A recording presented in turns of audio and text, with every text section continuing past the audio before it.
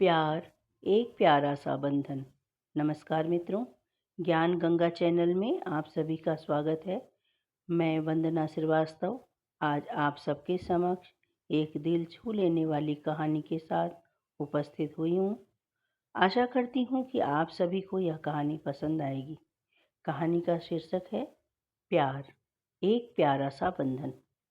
दोस्तों, अक्सर यह देखा जाता है कि आजकल सभी तो नहीं पर अधिकतर बच्चे अपने माता पिता को छोड़कर अपनी एक अलग ही दुनिया बसा रहे हैं। यह कहाँ तक ठीक है? बच्चे गांव को छोड़कर शहर जा रहे हैं तो कहीं शहर को छोड़कर विदेशों में जा रहे हैं, वहीं बस जा रहे हैं। कुछ लोग शौक के कारण तो कुछ मजबूरी के कारण। मित्रों, ऐसा लगता है कि जैसे यह एक चलन ही बन गया है।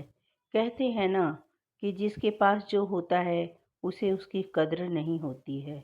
हमेशा उन्हें दूर के ढोल ही सुहावने लगते हैं। ऐसा ही एक गांव का नौजवान है जिसका नाम है पंकज सलूजा, जो गांव की शांति और ताज़ा हवा को छोड़कर शहर की भीड़ में जाकर बसना चाहता है। मिट्टी की खुशबू को छोड़कर शहर के धुएं में रमना चाहता है। जिम्मेदारी और मजबूरी इंसान से सब कुछ करवा देती है, परंतु पंकज की ऐसी कोई मजबूरी नहीं थी। घर छोड़ते वक्त पिताजी ने बहुत समझाया कि बेटा, हमारे पास यहाँ गांव में ही इतना है कि हम अच्छे से खा पी सकते हैं। ईश्वर की कृपा से इतना तो हो ही जाता है। फिर तू तो मेरा इकलौता बेटा है। हम चाहते हैं कि तू हमारे साथ यहाँ पर ही रहे। परंतु पंकज मानने को तैयार ही नहीं हो रहा था। उसने पिताजी से कहा कि आपने तो अपनी पूरी जिंदगी इसी गांव में ही गुजार दी है। अब मैं यहाँ और नहीं रहना चाहता। मुझे भी शहर जाना है। पिताजी, आपको क्या पता कि वहाँ का जीवन कितना प्यारा होता है। पिताजी ने उसकी बातें सुनकर फिर समझाते हुए कहा कि बेटा, हमने जो कुछ भी कमाया है वह सब तेरे लिए ही तो है। फिर यहाँ की जमीन, घर और पशुओं को छोड़कर तू वहाँ जाकर एक छोटी सी नौकरी करना चाहता है। दोस्तों, एक बार जो सनक सर पर सवार हो जाता है वह इतनी आसानी से भला कहाँ उतरता है। जवान बच्चे यह भूल जाते हैं कि माता पिता जो बात कह रहे हैं वह केवल बात नहीं है, उनका अनुभव भी है। बहुत समझाने पर भी पंकज नहीं माना। उल्टा वह अपने पिताजी को ही समझाने लगा।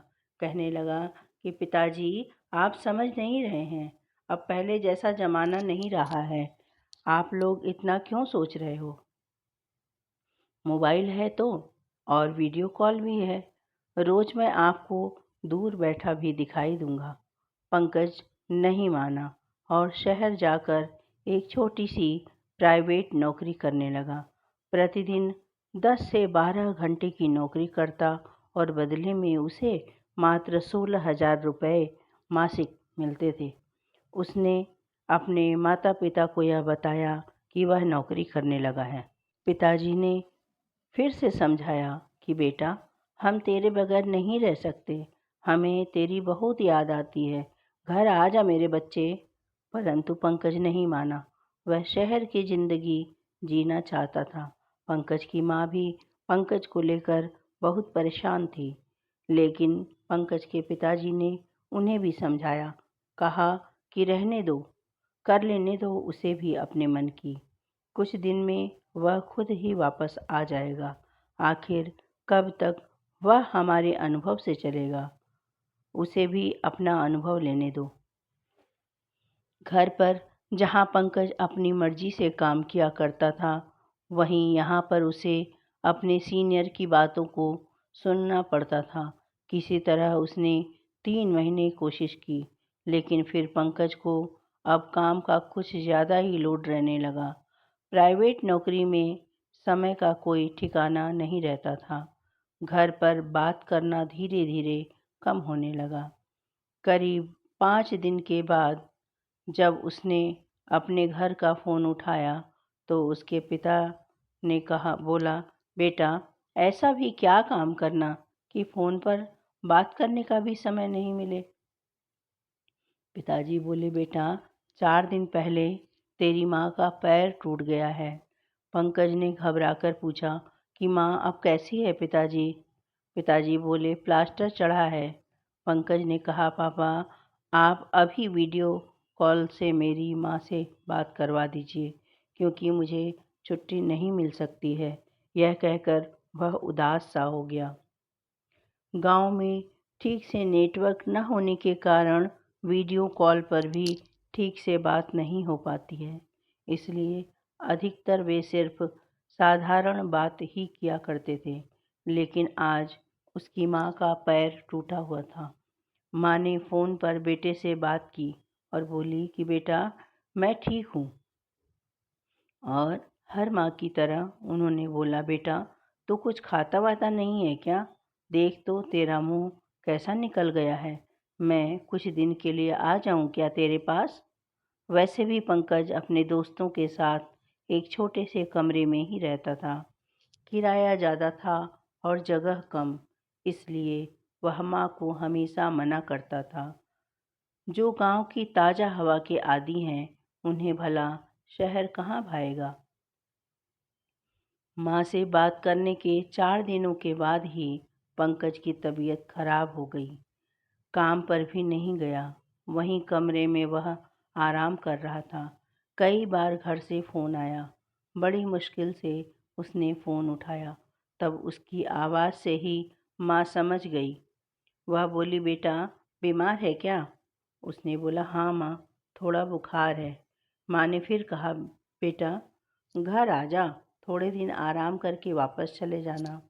पंकज ने फिर आने के नाम पर आनाकानी की।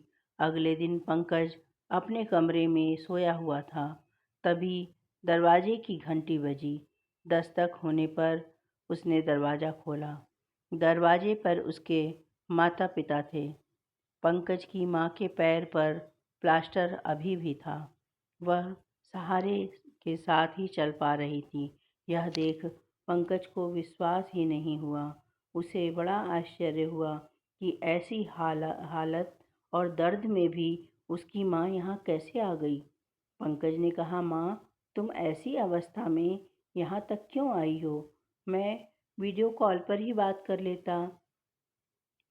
बेटे की बात खत्म होने के पहले ही माँ ने नाराज होते हुए कहा कि अरे आग लगे तेरे फ़ोन में, उसमें अच्छा नहीं दिखाई देता। देख तो कितना दुबला हो गया है तू, उसमें मैं तुझे छू भी तो नहीं सकती ना बेटा। यह सुनकर पंकज ने अपनी आंखों के आंसुओं को बड़ी मुश्किल से रोका, क्योंकि उसे पता था कि उसके एक आंसू निकलने पर उसकी माँ के न जाने कितने आंसू निकलेंगे। माँ बोली, बेटा तू नहीं आ सकता होगा, हम तो आ सकते हैं ना, हमें किसी से पूछना नहीं होता। माँ बाप का दिल तू तब समझ पाएगा जब तेरी अपनी कोई संतान होगी। पंकज के पिता बोले, बेटा मैं तुझ पर ज़्यादा दबाव डालकर वापस ले जाना नहीं चाहता, क्योंकि मुझे लगा कि शायद इससे भी तुझे कुछ अनुभव होगा। लेकिन कभी भी परेशान मत होना और हमेशा सब कुछ अपने माता पिता को अवश्य बताना, कुछ भी छिपाना नहीं। और जब भी तुम्हारा मन करे तब घर आ जाना। आखिर में पंकज ने इन सब से भी सीखा कि वह कितना खुशकिस्मत है कि उसके पास ऐसे माता पिता हैं। साथ ही मजबूरी नहीं है काम करते रहने की। वह जब चाहे वापस अपने घर जा सकता है। अब वह अपने माता पिता से और अधिक प्यार करने लगा और वह अपने माता पिता को गले लगा लेता है। तो मित्रों, आप लोगों को ये कहानी कैसी लगी कृपया कमेंट्स करके ज़रूर बताएं। यदि कहानी पसंद आई हो तो चैनल को लाइक और शेयर करें। चैनल पर नए हैं तो चैनल को सब्सक्राइब अवश्य करें, जिससे कि मेरे द्वारा सुनाई गई कहानी आप के पास सबसे पहले पहुँचे, जिसे सुनकर आप सबसे पहले आनंद ले सकें।